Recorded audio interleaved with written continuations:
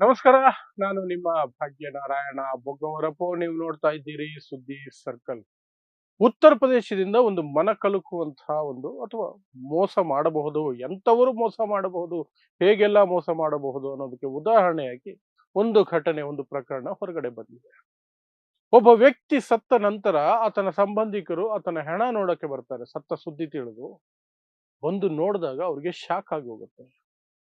ಇವರು ಕಳೆದ 5 ವರ್ಷದಿಂದ ಯಾವ ನರ್ಕದಲ್ಲಿ ಬದುಕ್ತಾ ಇದ್ರು ಸತ್ತು ಹೋದ ವ್ಯಕ್ತಿ ಮತ್ತು ಆ ವ್ಯಕ್ತಿಯ ಬುದ್ಧಿಮಾಂದ್ಯ ಮಗಳು, 27 ವರ್ಷದ ಬುದ್ಧಿಮಾಂದ್ಯ ಮಗಳು. ಆ ವ್ಯಕ್ತಿಯ ಹೆಣ ಆಗ್ತಾನೆ ಹೋಗಿರೋದು ಜೀವ, ಅವತ್ತೇ ಹೋಗಿರೋದು ಜೀವ.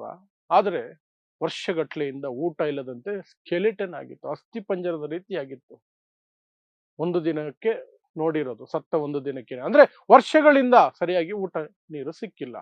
ಇನ್ನು ಆತನ ಬುದ್ಧಿಮಾಂದ್ಯ ಮಗಳು ಒಂದು ಕತ್ತಲೆ ಕೋಣೆಯಲ್ಲಿ ಬೆತ್ತಲೆಯಾಗಿ, ಬಟ್ಟೆನೇ ಇಲ್ಲದೆ, ಉಸಿರು ಮಾತ್ರ ಇತ್ತು, ಮೂಳೆ, ಬರೀ ಮೂಳೆ, ಇಡೀ ದೇಹ ಮೂಳೆ ಆಗಿದೆ. ನೋಡಿ ಶಾಕ್ ಆದ್ರು. ಯಾಕೆ ಶಾಕ್ ಆದ್ರು? ಅವ್ರೇನ್ ಬಡವರ ಏನು? ಇಲ್ಲ, ಸ್ಥಿತಿವಂತ ಕುಟುಂಬ.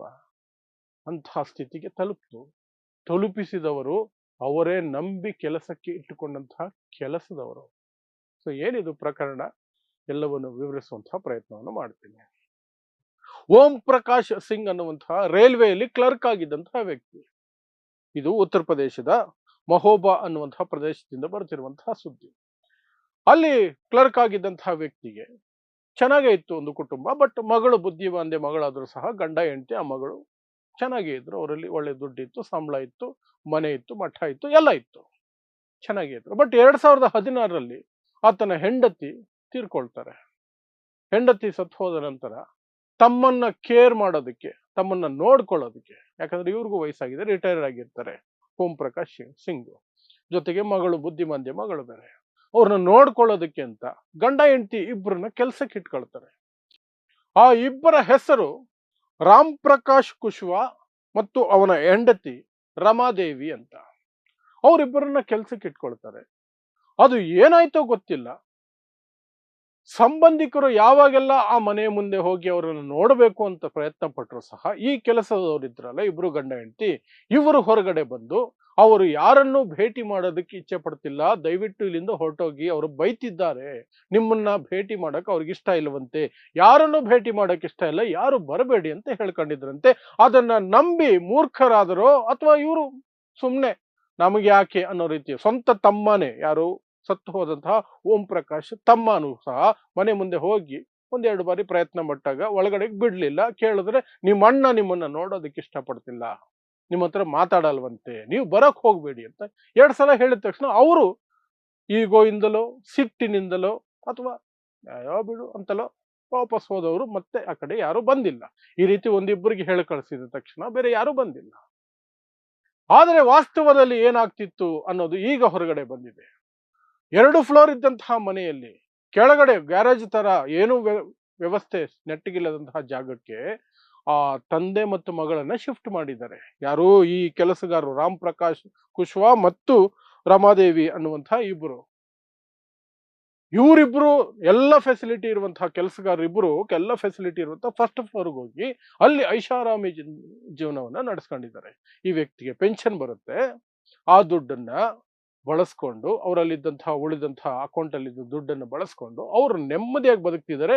ಕೆಳಗಡೆ ಓನರ್ಗಳಾಗಿದ್ದಂಥವ್ರು ಇವ್ರನ್ನ ನೋಡ್ಕೊಳ್ಳೋಕೆ ಅವ್ರನ್ನ ಅಪಾಯಿಂಟ್ ಮಾಡಿದಲ್ವಾ, ಇವರಿಗೆ ವಾರಕ್ಕೋ 10 ದಿನಕ್ಕೋ 15 ದಿನಕ್ಕೋ ಒಂದು ತುಂಡು ಬ್ರೆಡ್, ಹಾಲು, ಏನೋ ಒಂದು ಎಸೆಯೋದು ಅಷ್ಟೇ. ಏನ್ ಇವ್ರ ಲೆಕ್ಕಾಚಾರ? ಇವರಿಬ್ಬರದು, ಕೆಲಸಗಾರದಿಬ್ಬರು ಗಂಡ ಹೆಂಡತಿದು ಅಂದ್ರೆ, ಅವರಿಬ್ಬರು ನಿಧಾನಕ್ಕೆ ಊಟ ಇಲ್ಲದೆ ಸತ್ತು ಹೋದ್ರೆ ಆ ಮನೆ ಬ್ಯಾಂಕ್ ಬ್ಯಾಲೆನ್ಸು ಎಲ್ಲವನ್ನು ಲಪ್ಟಾಯಿಸ್ಕೋಬಹುದು ಅಂತ.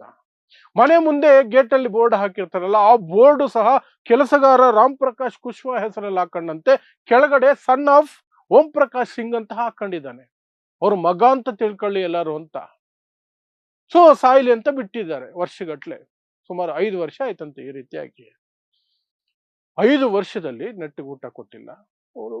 ಒಂದು ಕಡೆ ವೀಕ್ನೆಸ್, ಒಂದು ಕಡೆ ವಯಸ್ಸು, ಈ ಕಾರಣಕ್ಕೆ 70 ವರ್ಷದ ಓಂ ಪ್ರಕಾಶ್ ಸಿಂಗ್ ಪ್ರಾಣ ಬಿಟ್ಟರು. ಪ್ರಾಣ ಬಿಟ್ಟಾಗ್ಲೇ ಸಂಬಂಧಿಕರು ಬರಬೇಕಾದಂತಹ ಸನ್ನಿವೇಶ ಬಂತು. ಅವರ ತಮ್ಮ ಅಮರ್ ಸಿಂಗ್ ಅನ್ನುವಂತಹ ವ್ಯಕ್ತಿ ಬಂದರು. ಬಂದು ತನ್ನ ಅಣ್ಣನ ಮೃತದೇಹವನ್ನು ನೋಡಿ ಶಾಕ್ ಆದರು. ಏನೂ ಇಲ್ಲ ಬಾಡಿಯಲ್ಲಿ, ಬರೀ ಮೂಳೆಗಳಿದಾವೆ. ತಿಂದೇ ಇಲ್ಲ ವರ್ಷಗಟ್ಲೆಯಿಂದ, ಊಟ ಇಲ್ಲದೆ ನರಳಿ ನರಳಿ ಸತ್ತಿರೋದು ಸೂಚನೆಗಳು ಸ್ಪಷ್ಟವಾಗಿ ಕಾಣ್ತಿದೆ. ಆಮೇಲೆ ಮಗಳಲ್ಲಿ ಅಂತ ಹುಡುಕದಾಗ ಒಂದು ಕತ್ತಲೆ ಕೋಣೆಯಲ್ಲಿ ಬೆತ್ತಲೆಯಾಗಿ ಅವಳ ಮೈ ಮೇಲೂ ಏನು ಚರ್ಮ ಬಿಟ್ರೆ ಬೇರೆ ಏನಿಲ್ಲ, ಚರ್ಮ ಮೂಳೆ ಬಿಟ್ರೆ ಬೇರೆ ಏನಿಲ್ಲ. ಇನ್ನೇನು ಕೆಲವೇ ಗಂಟೆಗಳಲ್ಲಿ ಸಾಯುವ ಸ್ಥಿತಿಯಲ್ಲಿ ಆ ಮಗು ಇತ್ತಂತೆ, ಆ ಹುಡುಗಿ ಇದ್ಲು. ಆಗ ಆ ಹುಡುಗಿಯನ್ನು ಎತ್ಕೊಂಡೋಗಿ ಅವರು ಟ್ರೀಟ್ಮೆಂಟ್ಗೆ ಬಿಟ್ಟು ಅಣ್ಣನ ದೇಹ ಏನಾಗಿದೆ ಅಂತ ಪೊಲೀಸರನ್ನ ಕರೆದು ಪೋಸ್ಟ್ ಮಾರ್ಟಮ್ಗೆ ಕಳಿಸಿ ಎಲ್ಲ ನೋಡಿದಾಗ ವಿಚಾರಗಳು ಒಂದೊಂದೇ ಹೊರಗಡೆ ಬರ್ತಿದೆ.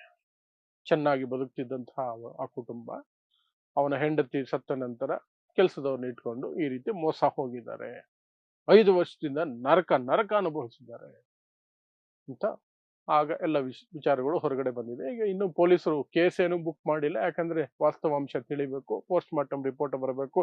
ಆ ನಂತರವೇ ಅವ್ರಿಗೇನು ಕೊಲೆ ಮಾಡಿರುವ ಸಾಧ್ಯತೆಗಳಿದೆಯಾ, ಊಟ ಕೊಟ್ಟಿಲ್ಲ ಅಂದ್ರೆ ಎಷ್ಟು ದಿನಗಳಿಂದ ಕೊಟ್ಟಿಲ್ಲ, ಎಷ್ಟು ವರ್ಷಗಳಿಂದ ಕೊಟ್ಟಿಲ್ಲ ಅನ್ನೋದು ಸ್ಪಷ್ಟವಾಗಿ ಅದರಲ್ಲಿ ರಿಪೋರ್ಟ್ ಅಲ್ಲಿ ಪೋಸ್ಟ್ ಮಾರ್ಟಮ್ ಅಲ್ಲಿ ಬರುತ್ತೆ. ಏನೇನು ಅವ್ರಿಗೆ ಏನೇನು ಸಮಸ್ಯೆಗಳಾಗಿತ್ತು ಇತ್ತೀಚಿನ ದಿನಗಳಲ್ಲಿ ಅಂತ ಆ ನಂತರ ಕ್ರಮ ಕೈಗೊಳ್ತೀವಿ ಅಂತ ಪೊಲೀಸರು ಹೇಳ್ತಿದ್ದಾರೆ.